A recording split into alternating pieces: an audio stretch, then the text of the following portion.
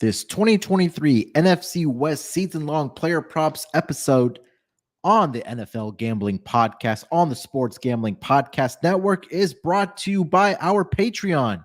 Score exclusive perks, content, and contests, including our NFL Wins Total contest with a $1,000 prize. Join today at sportsgamblingpodcast.com/Patreon.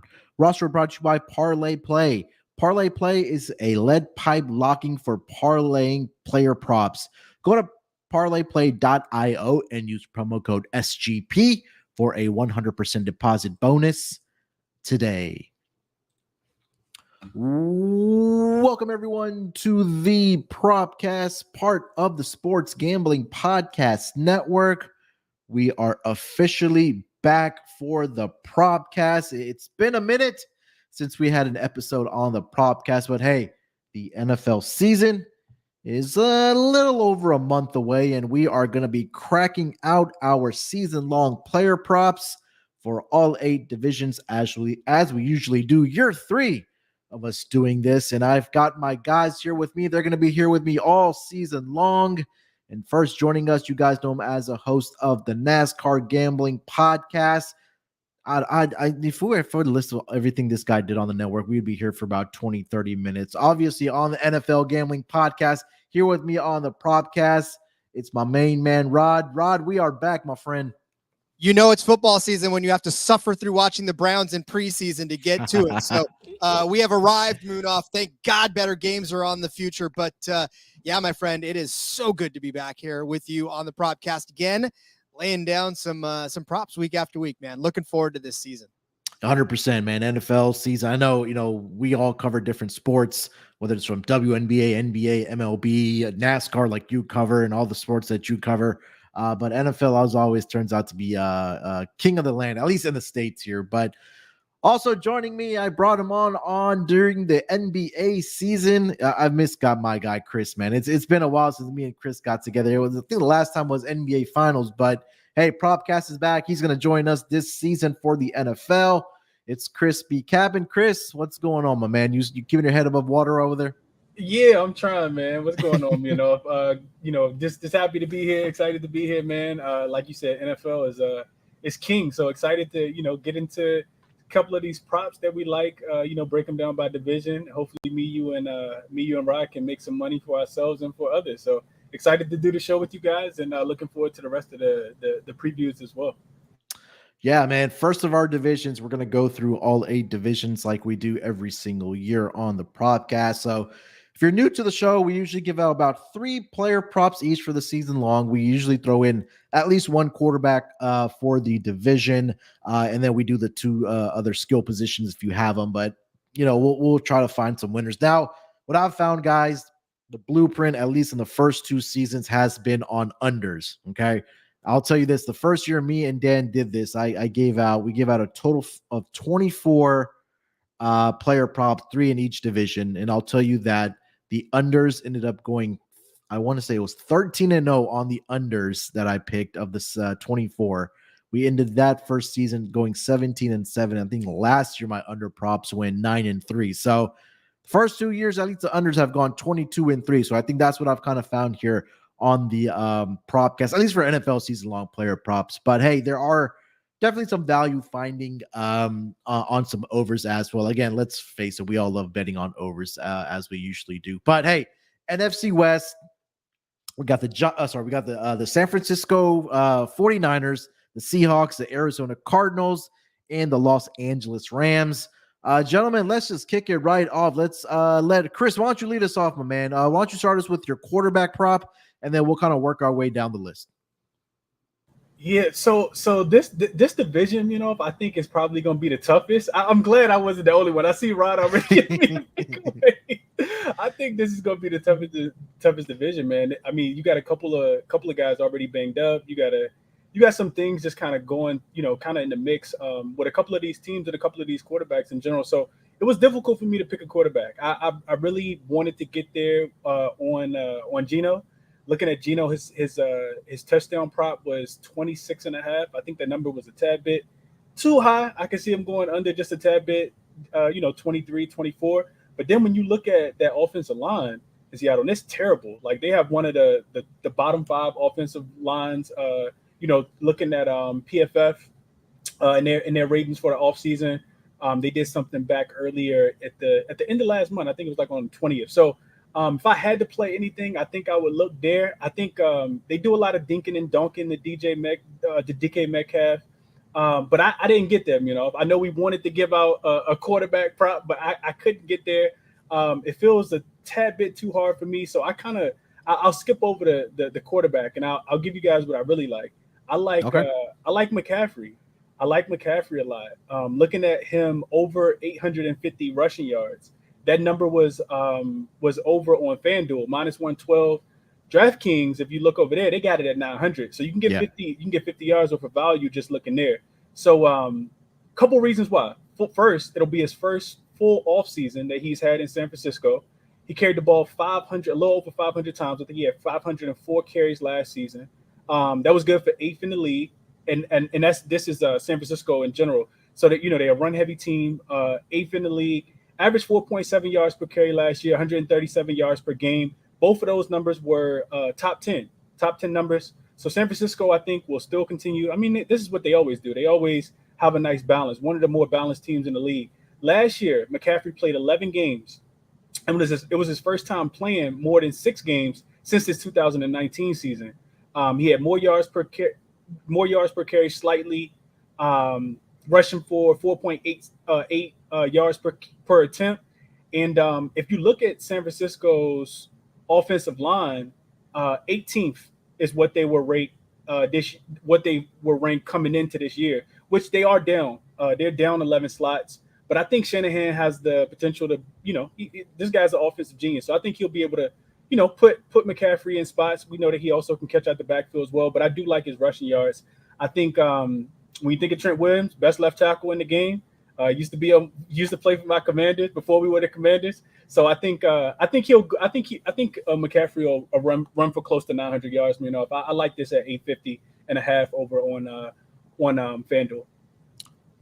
I think it's a great point, number one, that you bring up, that when we're talking about these season-long player props, I definitely shop around to get the best number because, again, like you mentioned, FanDuel has it at 850.5 and DraftKings has it at 900.5. So you already have a buffer there of 50 yards there.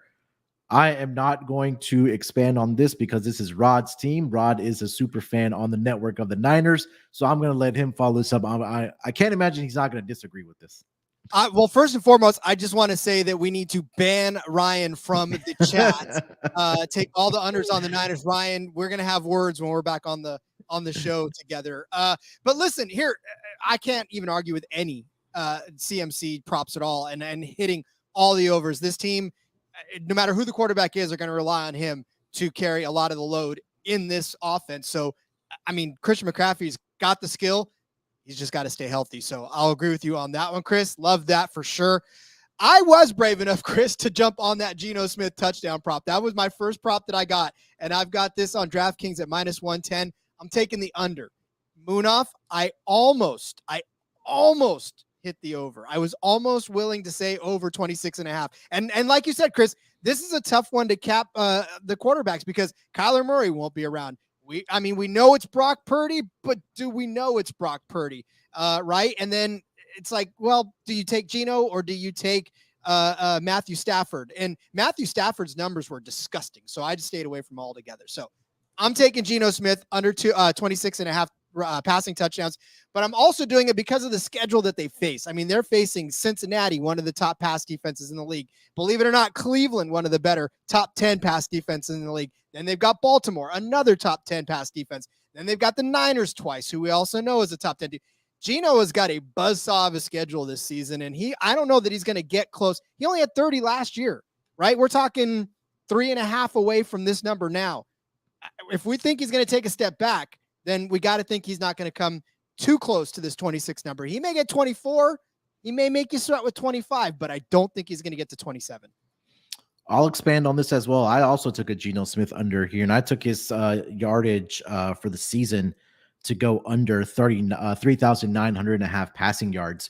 It's a lot of what Rod said here, right? Because you take a look at what happened last season with Geno Smith and this Seattle Seahawks team. It was pretty much a perfect storm, right? Last year, we saw the trade of Russell Wilson to Denver, and as soon as we kind of found out that Geno Smith was probably more than likely going to be the starting quarterback for this team, I think for probably 90 to 95% of us, that threw up a red flag because of his past history, right? Just because he hadn't had a lot of success in the NFL prior to last season, right? Last season, he leads the Seattle Seahawks to a playoff spot. He wins the comeback player of the year last year in the NFL. He threw for 4,200 passing yards last season, a phenomenal season. And also, Geno Smith was the only quarterback in the entire league last season that took every single snap for his team.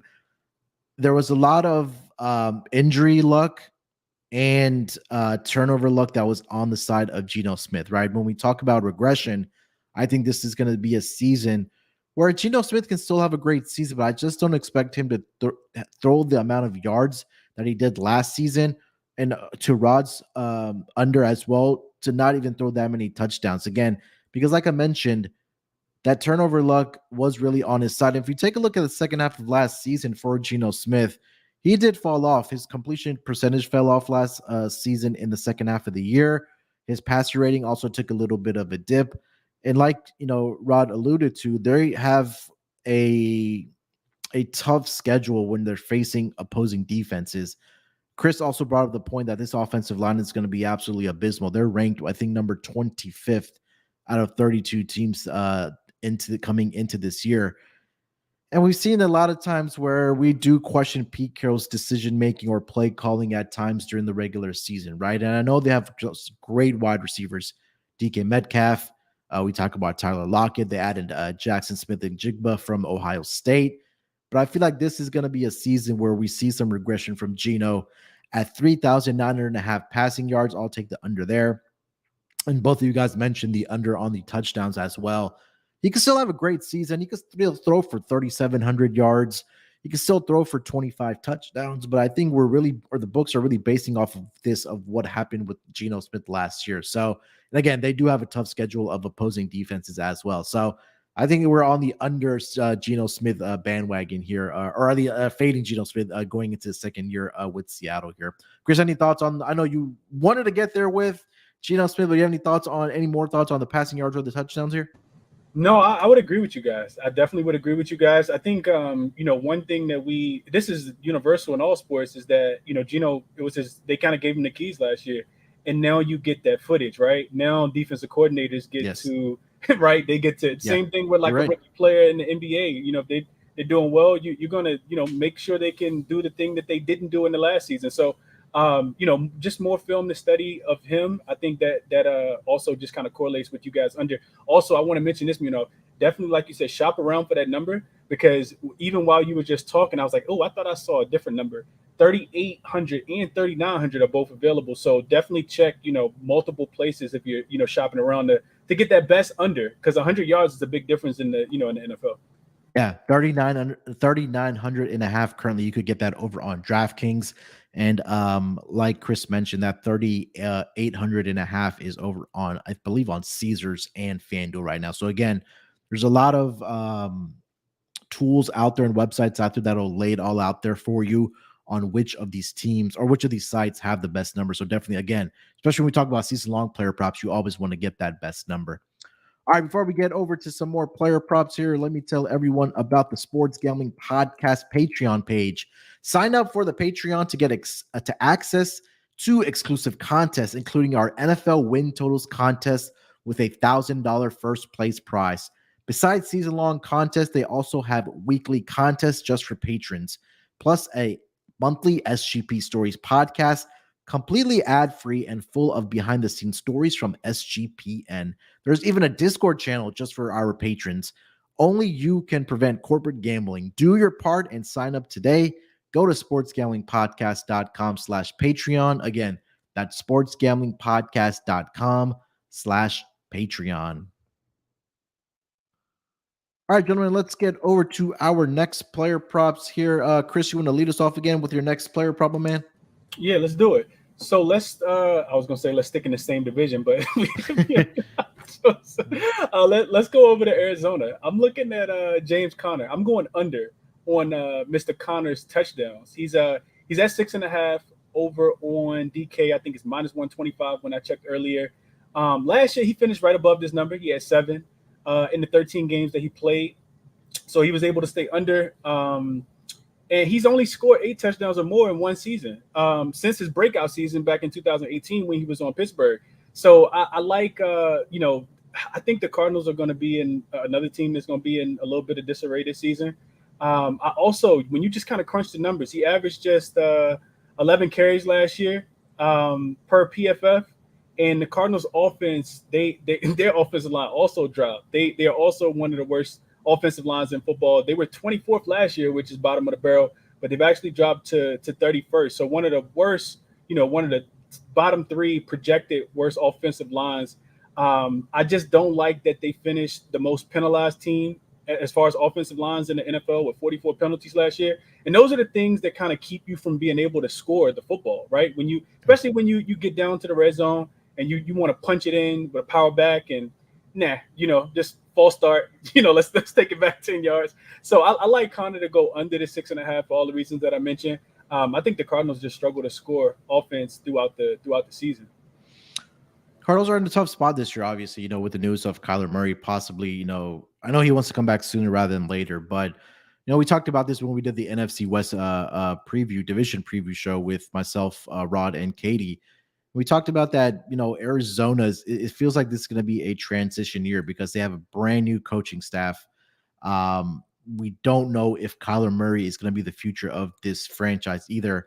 But you kind of take a look at this season also, to Chris' point, to kind of expand on it, and I do like the underplay for James Conner, is that their win total is 4.5. It's one of the lowest in the entire National Football League, if not the lowest. They're going to be trailing in most of these games, so they're not going to have an opportunity to run the football in a lot of these cases. And I think their red zone really did struggle, or I think will regress at least this season. The yardage, I think, will probably be there for James Conner. But again, we just take a look from game script that they're going to be underdogs and if not believe all of their 17 games this season. But I think it's the fact that they're going to have to throw the football probably when they're trailing maybe by double digits, that if they want to, backdoor cover or be even, competitive in these games, that they're going to have to throw the football a lot. So I'm there with you, man. He's only done this once in his entire career. This Arizona teams, we're all expecting them to be bad, and I think they're just going to have to throw the football and won't have an opportunity for Conner to run the football much, or even score touchdowns at least. Rod, thoughts on James Conner? I'll give you more, and I may contradict a lot of what we're talking about here in my actual prop, but I feel like the number for his rushing is a little bit low. We'll get there in a second. So, unless you want me to just launch right into it, but yeah, go ahead. All right. Well, yeah, for James Conner, his number is his rushing number for yards is 725.5. Now, all the reasons that you guys talked about, yes, he's going to have to throw. Yes, he's going to have to do, or yes, the Cardinals are going to have to be playing from behind. I get all that, but they don't have any other offensive weapons. So tell me who else is going to get a chance to carry the ball? Who else is going to get a chance to touch the ball to start the season off? I mean, it's going to be James Conner for the foreseeable future. And 725, look, last season in an atrocious offensive season, he still got 782. The year before that, he got 752. You can't tell me that either one of these Cardinals teams, I mean, were much better than the one before it, right? I mean, I don't care about records. I'm just talking about eye test.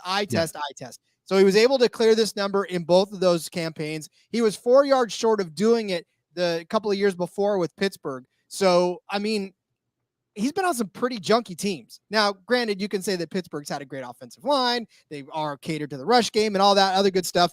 But for Arizona, I mean, it was Kyler Murray or bust, and he was stealing carries from him. So for James Conner to be able to get 782 last season, I don't know that this team is much worse than the team before. And with Kyler Murray now and Colt McCoy having to carry the load, Colt McCoy is about to turn and hand off about 1.5 million times, because who cares about this season, right? Other than the players on the field. Yeah. They obviously care, but I think everybody else, like you said, Munaf, is in rebuild mode, right? Chris even said the same thing. They're in rebuild mode. It's all they care about now is rebuilding. So I think that it may not be by much, but maybe 726 yards by the time it's all said and done. but this is the least juice side of it at -105. So I feel like this over, given what we're going to see at the beginning of the season, especially, has a chance of cashing. I'll do you one better, Rod. I see a 650.5 over on DraftKings for James Conner. Hammer that one. And I think and I was looking at James Conner as well. And again, for all the reasons that you did mention, I couldn't get there to the under on his rushing yards. And if you kind of just look at what he's done in his entire career, right? I know there's been instances where he hasn't played a full season yet, but he really hasn't had to. His yards per carry for his career average is 4.2. He's only once in his first year with the Arizona Cardinals averaged less than 4 yards per carry. Every other single year in his career, if you want to go back to his days at Pittsburgh or even last season with the Arizona Cardinals, his yards per carry has been 4.0 or better. So I think that maybe the touchdowns won't be there, but the yards certainly are going to be there. And again, he's proven it year in and year out in his entire career. So again, 650.5 is the best number you can get right now over on DraftKings. 700.5 I also see at FanDuel and Caesars. But again, if we're going to bet this over, DraftKings 650.5 is your best number right now. Just moved too, because I had it at 725 just a little bit ago. So I love that. Yeah. I mean, yeah, again, like we mentioned, you shop around for the best number, guys. You're definitely going to find differences from anywhere from 75 to 100 yards. And I think I've noticed this in the first 2 years that we've done this, that those discrepancies are there it varies from book to book. All right. For my second player prop, I am going to go with the running back as well. And I am going to fade a running back. And that's going to be the Rams running back Cam Akers to go under 775.5 rushing yards, right? The Rams are coming into the season with a win total of 6.5. I think this number opened at 7.5, and I think under money came in on the Rams. Now it's down to 6.5. And the books obviously are not expecting a huge year from the Rams, right? They're not the same team, this team that won the Super Bowl a few seasons ago. Stafford's also getting up in their age. We talk about the elbow injury. From all indications, it seems like he's going to be doing fine and he's going to be well. We heard about the Cooper Kupp injury. It's a hamstring injury. I think that he'll be back. But if you take a look at what Cam Akers is, he's coming off of a season where he did have 786 rushing yards, but I'm not sure he's going to be able to repeat that performance for this upcoming season. He's also dealt with injuries, in his first 3 seasons of his career. But I think the one thing that really did stick out to me is the Rams face a very tough schedule of rush defenses. They play 9 games against teams that are ranked inside the top 10. Front 7 is in the top 10. 2 of those games against the San Francisco 49ers, one of the best, if not the best defense in the entire National Football League. And again, we talked about Arizona that may be trailing in a lot of these games. I think we might see the same thing for the Los Angeles Rams with them having a win total of 6.5. So, going into this next year, there's not a lot of big expectations for this Rams team. And if they are trailing from behind, we've seen, Matthew Stafford do it in his career, coming from behind and having to throw the football, especially in the fourth quarter. So for me, I think that we've seen over the past several seasons that the Rams have been at times running back by committee, right? They've gone through so many different running backs, but I just think for Cam Akers, this number, it seems a little bit low, but I just don't think that he's going to get there here, especially with everything that I just laid out. So for me, Cam Akers under 775.5 rushing yards on the under here, Rod. Well, he's not going to stay healthy all season. And I know that everybody says, you can't handicap for injuries. And you're right. But I'm telling you right now, I don't think he's going to be playing all season long. So this under is going to hit, and it's just going to make you happy at the end. I honestly, I don't think he's going to play all 17 games in this season. So I'm with you on the under on this. Chris, thoughts on Cam Akers? Yeah, no, I completely agree as well. This one didn't make my card, but it was a honorable mention, we'll say. I just agree with what you said in the very beginning. I think they'll be playing from behind. I looked at some of the wide receiver numbers, and I wanted to go under on those. Not trusting Stafford, but no way possible with how I think this offense is going to be this year. I think it's going to be a lot of chugging in the fourth quarter, which I think is something historically we've seen from Stafford throughout his career. So getting back to this play, I think he goes under as well. I just didn't put this one in, but definitely in agreement with you as well. All right. So all of us got in our second player props, correct?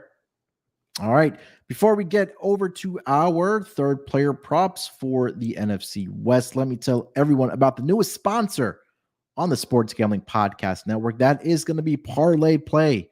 Parlay Play is a great way to get down on your favorite parlayed player props. Football season is right around the corner, and Parlay Play will have all of your favorite props. Parlay Play is available in a ton of states, including California and Texas, plus our good friends up north. Parlay Play is available in a bunch of provinces in Canada. And when you sign up with our code, you'll get a sweet bonus to get started. Head over to parlayplay.io and use promo code SGP for a 100% deposit bonus of up to $100. Again, that's parlayplay.io using promo code SGP. All right, gentlemen, let's get into our third player props for this NFC West division. Chris, you want to lead us off, my man? Yes, sir. Let's go back to Seattle. And I know we were everybody was low on Geno, and I am as well, but I'm high on DK. I like DK a lot. You got to shop around for this number as well. Currently, I see some 900 and a halves out there, some 950 and a halves out there. So definitely shop around for the best number, but I like his over 900 and a half receiving yards. Minus 110 is what I saw that on DK the last time I checked just a few hours ago. 3 years in a row, he's gone over this number. I know we talk about, people and defenses kind of catching on to Geno just a tad bit, but I like that. What I liked from DK last year is that he had 15 more receptions than he did the year before. He also had 13 more targets than he did the year prior as well. I think getting another year with Geno and kind of developing that chemistry from last year is going to be helpful for Geno as well. And I see DK kind of probably landing closer to the 1,000-yard mark. I also was just kind of reading up. There's been multiple reports out of the training camp that DK Metcalf has quote unquote kind of shined in camp so far. So I think this team has. You mentioned earlier, just the weapons that they have on the offensive end. But I look for DK to, just be able to catch the ball, be able to get some yards after catch. He's not a guy that's going to, catch a bunch of 40-yard receptions, but he can get 40 yards after the reception. He's a big guy. It's hard to bring him down. So I like DK to go over this 90 and a half. I don't trust Seattle's run game this year. And I think it'll be a lot of, Geno kind of just being back there, kind of slinging it as well. So give me DK over 90 and a half. I'm sorry, over 900 and a half receiving yards. I mean, DK is, the thing with him is that he can be a down the field threat, or he can be a guy that you throw to the slant and he can get you his yardage. Right. And I'm kind of confused by this number because he's gone over this in all 4 seasons. I know the first season he had 900, but after that, 2020, 1,303, 2021, 967, and then last season, 1,048. And he's been relatively healthy. Actually, he's been healthy. He's played in every single game in his career for the Seattle Seahawks. Let's just say he gets hurt for 1 game or 2 games. I still think that this is a guy that can get over this number just because how special he is, right? I mean, he's a big physical guy. Like, Chris mentioned that he's a guy that can go 40 yards down the field and get the catch, or he can, break one out on a slant pattern and just take it to the house or get big yardage after the catch. So, and we know DK is going to be the focal point of that wide receiver group because we know Tyler Lockett's their down the field threat guy, for this team. So DK Metcalf right now on DraftKings, 900 and a half to the over. I can definitely get behind this one here, Rod. So let's not forget, too, that he's done all of this with Tyler Lockett in the same receiving core. So, You're telling me that this guy's talented enough to get over 1,000 yards with another guy hogging up all of the spotlight as well. I don't see any reason, even though we're down on Geno, like you said, Chris, it's still time to be high on DK because who else do they got? They got Lockett, they got Metcalf. Now they've got JSN, but again, Noah Fant was their 3rd leading receiver on that team last season. I'm not sure that JSN's in line for a gigantic season. So it's still 1-2. It's still Metcalf. It's still Lockett. And yeah, I think both of them are going to get over 1,000 yards again this season. So I like it, Chris. Rod, take us over to your player prop number 2. What do we got? Or sorry, 3. Debo. You know I had to throw a Niners one in there. I'm taking Debo's over. I don't care what it is. I found it at 725. It's up to 750 in some places that I've seen. Debo Samuel over 725 receiving yards. This is at minus 130. If you want the 750, it's at minus 118 over on FanDuel. I found this number, the 725 on DK at minus 130. And no, I always tell you, it's tough to put that much juice down on a season-long prop, but I mean, this is Debo Samuel. And you'll say to me, Rod, he's only done this twice in his career, but I'll tell you, he's done this twice in his career. And last season, he would have been on his way to do it again, except he didn't play in every game. He was at 632 through 13 games. He wasn't having spectacular 300-yard games. He was just building his way toward a very solid season. And it wasn't going to be a 1,000-yard season like it was in 2021, but it didn't need to be for the Niners to be good. They had Christian McCaffrey, right? They had George Kittle still playing at a decent level while he was there. They had 15 different quarterbacks.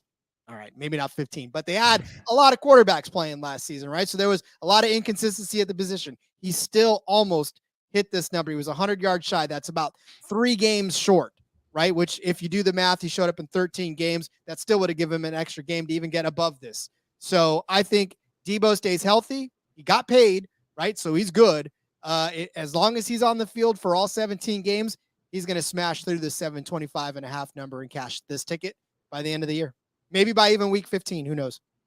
I think, when we look back at what kind of transpired for this Niners team when Brock Purdy was inserted as the starting quarterback, that it might have been after like a couple games, but it seemed like Kyle Shanahan opened up the playbook, at least to throw the ball more with Brock Purdy out there, right? Because, we talked a lot about it in the division preview, and people know that it's Kyle Shanahan, you're going to have the running game. This is going to be the focal point for the offense. But it just seemed like that they were able to open up the playbook a little bit for Brock Purdy. And it's not, anything against Jimmy Garoppolo, but Brock Purdy just went out there and balled out for the 49ers. And again, that led to them winning their final 10 games of the regular season. We might be having a different conversation if Brock Purdy was able to stay healthy in that game, in the NFC Championship game against the Eagles. But, it is what it is right now. So, all indications, again, we talked about it on the NFC West division preview, that it seems like everything, that the injury that he dealt with is past him, that all systems are go for Brock Purdy. And he has a lot of weapons on this team. We go from Debo Samuel to Christian McCaffrey, Brandon Ayuk, George Kittle. I can't argue against Debo going over on his receiving prop bet, because he has that breakout ability. If he can catch it in a tunnel screen, or he's going to catch it on a slant, he's going to take it to the house if he finds just a little bit of space. And we've seen him do that multiple times throughout his career here. Chris, any thoughts on Debo? I would only echo what you guys would say, so I only take about 10 more seconds. When I think about somebody like Debo, and I think about that breakaway speed that you kind of mentioned, I know Rob mentioned it as well. When you think about taking an under on somebody that's that fast and elusive, you see them break one, you're like, oh man, why would I do something like that, right? It's almost, you can compare this in the NBA to taking an under for like a points prop from a guy that can get hot from 3. You're like, oh man, this is not a good idea. So yeah, I would just echo what you guys said already. No way I would be looking at the under on a guy like Debo. I'll also say on the 49ers gang side, and I will take my first over. And this is something that I think both Rod and Katie talked me into when I dug a little bit more into it, was George Kittle on his over for his touchdowns. 5.5 is now the number. I think that number was 4.5, but I think it's now moved to 5.5 at even money. And it goes towards, honestly, what we just talked about with everything, the offensive playbook opening up when Brock Purdy took over. Because if we kind of take a look at George Kittle's numbers, when I believe it was that Tampa game where he got his first start, did Brock Purdy.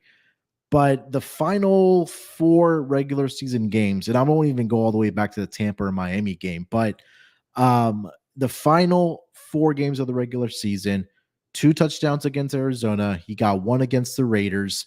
2 against the Washington Commanders, and 2 against the Seattle Seahawks. That's 7 right there.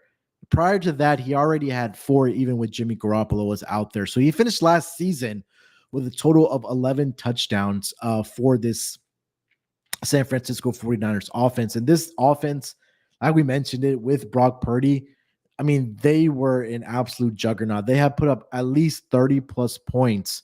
And I think there's 6 out of the last 7 games. And the only game that they weren't able to do it was against the Seattle Seahawks. So I am going to go with George Kittle over 5.5 on his touchdown prop here. And I'm going to do a real quick search here. Well, if I can find a better number. But Chris, thoughts on George Kittle over on his touchdown prop for this upcoming season? Yeah, I looked at this one as well, Munaf, and I could not get there with the under. If I was going to play it, I would only play the over as well. And I hate being in so much agreement with you guys. I feel like we should be debating props, but I think this division, like we said, is kind of to me it kind of we all kind of on the same page. He's a really good elusive tight end, has really really good hands, and I think he'll get his share of just opportunities in this offense, especially as a red zone target. I just like his elusiveness as a tight end, his ability to be able to make people miss, very wide catch radius. I like George Kittle a lot, and I think that he goes over this number. You may get this one, you may clear this one and have a little bit of room, left. I could see him getting 8 or 9 touchdowns, and I think Rob probably likes that as well as I shift to him. I mean, obviously I can't complain about a George.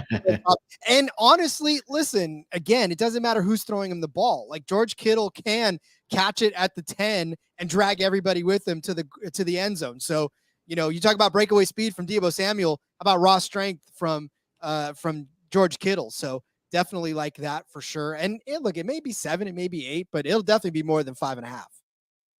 Yeah, and again, the best number right now as far as odds, you get plus 110 over on Caesar Sportsbook for over 5.5. So again, like I mentioned, definitely shop around for the best number. All right, that is all 3 of our player props for this NFC West division. Let's close it out here with our best bets out of the 3 that we gave out here. Rod, you want to lead us off with your best bet? My best bet is Deebo. I like the over on this. I like 726 for him to get there. Like I said, I know it's juiced, but my buddy Cody on the NASCAR Gambling Podcast tells you only pay the juice if you lose. Not sure you're going to lose this bet. So let's go after this one. Chris, best bet. Give me DK. I like DK a lot, man. I think it's 1,000-yard receiving year for DK. I think he is going to be big for this offense again. I know I didn't make the point, but I think it might have been Rod or it might have been you, Munaf, that made the point that, he can catch the ball, anywhere, right? Yeah. It could be a 5-yard in, it could be a slant, it could be a curl, it could be a post, it could be a streak, straight down the field. I like DK just to be available, right? He has to be available, right? So I like DK to be available. I like him to catch the ball. I like him to drag people, like Rod kind of mentioned with George Kittle into the end zone. I like him to use the breakaway speed. Give me DK for 1,000 receiving yards this year. I'll take the over 900.5. Just give me 901 DK, and I hopefully I'm not sweating too much for this one because he gets the 1,000. But give me the over 900.5. He's done it in 3 straight seasons for the Seattle Seahawks, so can't argue against it. All right, my best bet, I will go with the Geno under 3,900.5 passing yards. And again, for a lot of the reasons that we talked about, that this should be a season where we do see some regression from Geno Smith. And again, it doesn't have to be a huge amount. He can still go out there, throw for 3,800 passing yards and still have a good season for this team. But that offensive line, number one, gives me concerns. I think that the injury and turnover luck will probably regress for Geno Smith this upcoming season. And I think that, again, this might just be a year where he does take a little bit of a step back. Last year was a prove-it year for him, right? He has to go out and earn that contract for the Seattle Seahawks. But now that he knows that, hey, he's gotten this contract, maybe it's a sigh of relief for him. But again, not taking anything away that he did last season, incredible performance. But I think this is a season where he does take a step back for the Seattle Seahawks. So my best bet, I'm going to go Geno Smith under 3,900.5 passing yards for my best bet. And that is division number 1 in the books, gentlemen. 1 down, 7 to go. We'll be back on Wednesday for our next division. But Rod, anything else we want to mention before we get out of here? Just like I said, looking forward to actually watching this play out and not in the preseason. I'm telling you right now, I still say, look, I know this is the NFL Gambling Podcast. I know that we love the NFL here, but I still say CFL regular season over NFL preseason. But whatever. That's a conversation for a different day. Chris, anything else, my man? Nah, nothing else, man. I'm just excited that we got football back, man. It's that time of the year. Hopefully it gets a little cooler for us all. And, the leaves start falling, the pig starts to fly, the wings get tossed around a little bit, add some sauce on them. So I'm excited for just this time of the year, Yes, sir. I mean, yeah, this is the most exciting time of the year, right? We're all gearing up for the NFL season, doing our work, getting in our, win total bets and our prop bets as well. So hopefully we're able to find some more winners this season for our listeners. All right. Like I mentioned, we'll be back on Wednesday for our next division. We'll probably do the AFC East for the Wednesday schedule. We'll be back around 5 p.m. Eastern time. But this is a good reminder. The Propcast is going to be on the NFL Gambling Podcast YouTube channel. So if you haven't already subscribed, go ahead and do us a favor and subscribe to that NFL Gambling Podcast YouTube channel. If you haven't left us a rating and review for either the Propcast or the NFL Gambling Podcast, please go ahead and do so. Make sure to follow Rod on Twitter at RJ Villagomez. You can follow Chris on Twitter at ChrisBeCappinn, CAPPINN. Follow me on Twitter at SportsNerd824. Till then, good luck with your bets. Let's break these books off and let it ride.